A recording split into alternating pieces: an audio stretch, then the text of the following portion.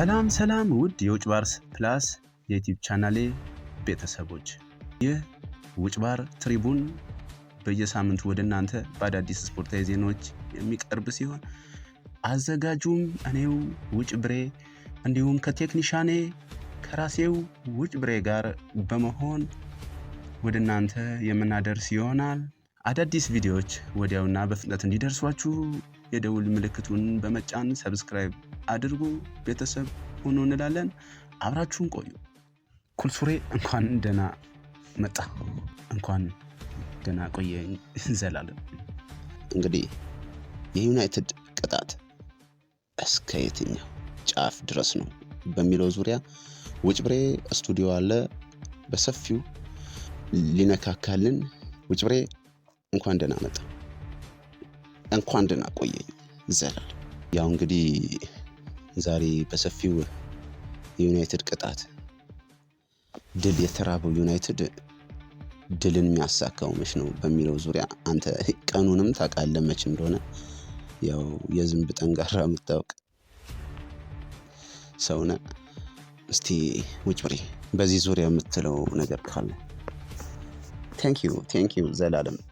የዩናይትድ ቅጣት የቀጠለው የዩናይትድ ቅጣት የቀጠለው የግልጽ ነው። አሁን ብዙ የዓለም ሕዝብ አውቀው ይህንን ነገር ግን አውቆ ነው ኦብዘርቭ ከማድረግ ብሎ ነው። የዩናይትድ ቅጣት የጀመረው 8-2 መድፈኞቹን ያሸነፉ ቀን ዘላለም። 8-2 ማለት በእግር ኳስ ታሪክ እንደ መድፈኛው አይነት የገዘፈ ቲም ዝሆኖቹን ያሸነፉት። ዝሆኖቹ ቅድም ቼልሲ ያልነበሩ? ኖ ዝሆኖቹ እንደውም አርሰናል ነው። ነኛ ዝሆን ይወጣል ይወርዳል እኮ። ዝሆን ሆኖ ብቸኛ ዛፍ ላይ ወጡ ተመጋቢ እኮ መድፈኞቹ ናቸው። መድፉ በዝሆን ተቀይሯል። ምን ሆናል? እና 8-2 በፈርጉሰን ሰዓት በቬንገር ሰዓት ላይ ነበር ያ ነገር የተፈጠረ።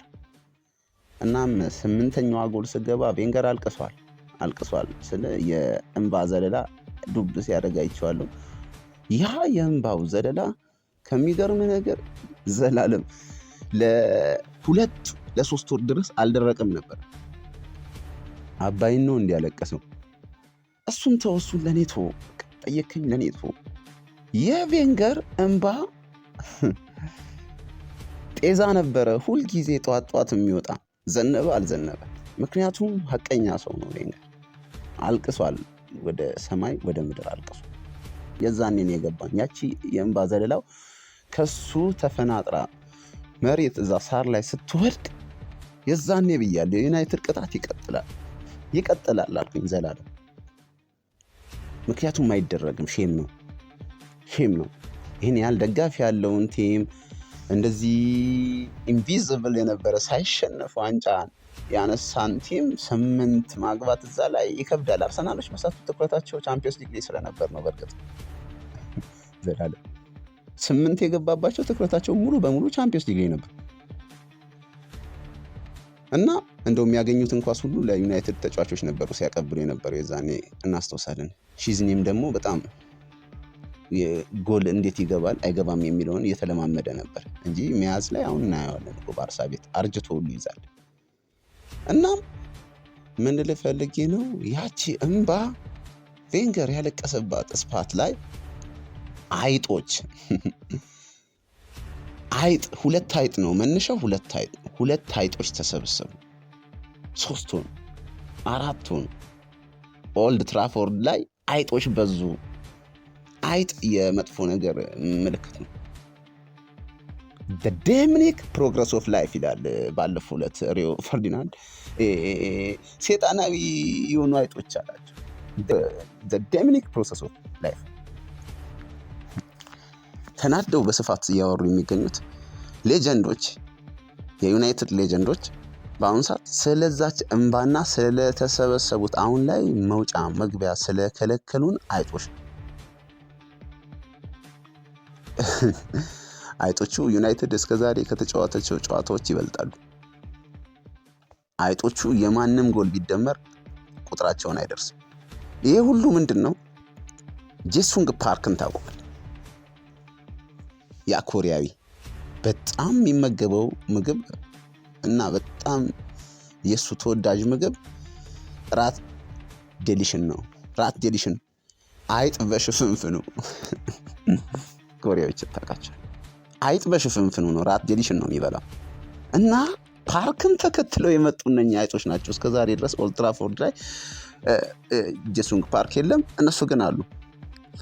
አሁን እዚህ የዩናይትድ ስብስብ ውስጥ አንድም ኤዥያዊ ተጫዋች የለም። ዘላለም ስህተቱ ከዚህ ነው የሚጀምረው። የተወሰኑ ኤዥያውያን፣ ቻይናውያን ቢቀላቅሉ ጃፓናውያን ተጫዋቾች በቲማቸው ውስጥ ቢኖሩ ለነኚህ ተጫዋቾች እነኚህ ሁነኛ ራት ይሆናቸው ነበር። ራት ስማቸውም ራት፣ ምግብም ሲሆን ራት ይሆናል። ዘላለም እባክህ ተው በቃ።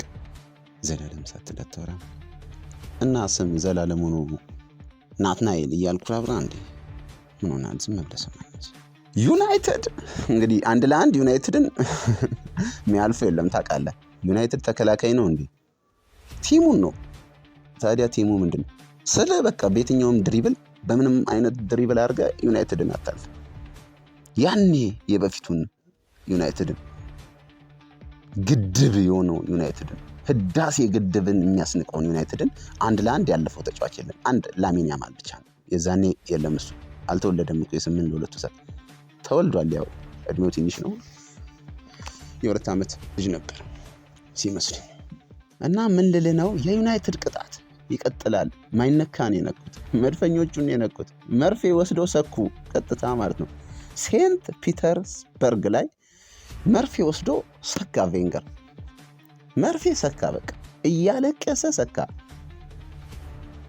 ዩናይትድም እንደምታየው መንኮታኮት ጀመረ። ዘላለም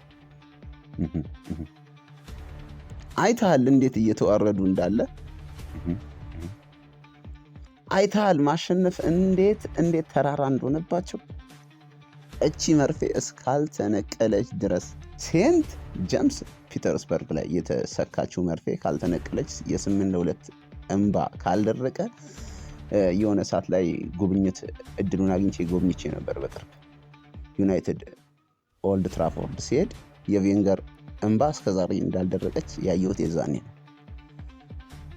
ይገርማል። ዘላለም ኧረ አይገርምም በእናትህ እንባ እኮ ይደርቃል። ይህንን ልል ነው እንግዲህ ዘላለም የዩናይትድ ስቃይ ቢቀጥል አይግረም። ዩናይትድ ማሸነፍ ቢሳነው አይግረም። የማይነካ ነክቷል፣ መድፈኞቹን ነክቷል። እና ቅጣቱ ከዛች መርፌ የጀመረች ናት። አሁንም ዩናይትድ ለዚህ ደግሞ ወደ ገበያው ገብቶ 4 አሰልጣኞችን ይፈልጋል ማምጣት። 4 አሰልጣኝ ለምንድን ነው? በ4-4 ፎርሜሽን ስለሚጫወት 4-4-2 ሆልዲንግ ላይ 4ቱን አሰልጣኞች ከደረደረ ከፊት ለፊት እኮ አሞሪም ብቻ በቂ ነው። ዘላለም እና ይህንን ይመስላል የዩናይትድ ቅጣት። አሁንም ቢሆን መልካሙን ሁሉ ነው የምመኝላቸው። ምንም ቢያደርጉ መድፈኞቹ አሁን ላይ ከባድ ሲዝን እያሳለፉ ስለሆነ በጣም አዝናለሁ። እና ይህን ይመስላል። አሁንም መርፌው ካልተነቀለ ቅጣቱ ይቀጥላል ዘላለም። አሁንም የቬንገር እንባ ካልደረቀ እመነኝ ነው የምልህ ቅጣቱ እና እጦቱ ይቀጥላል። ይሄ ነው እንግዲህ ዩናይትድ ቤት የተፈጠረው ነገር። በጣም ይገርማል። እንግዲህ ውድ የውጭባር ፕላስ ቤተሰቦቼ ይህ በመከታተል ላይ የነበራችሁት ውጭባር ትሪቡንን ከኔው ከአዘጋጅ ውጭብሬ እንዲሁም ከቴክኒሻናችን ውጭብሬ ጋር የነበረንን ቆይታ ነበረ። አዳዲስ እና ትኩስ ቪዲዮዎች እንዲደርሷችሁ የደውል ምልክቱን በመጫን ሰብስክራይብ ማድረጉን አይርሱ። እስከ ሳምንት አብራችሁን ቆዩ።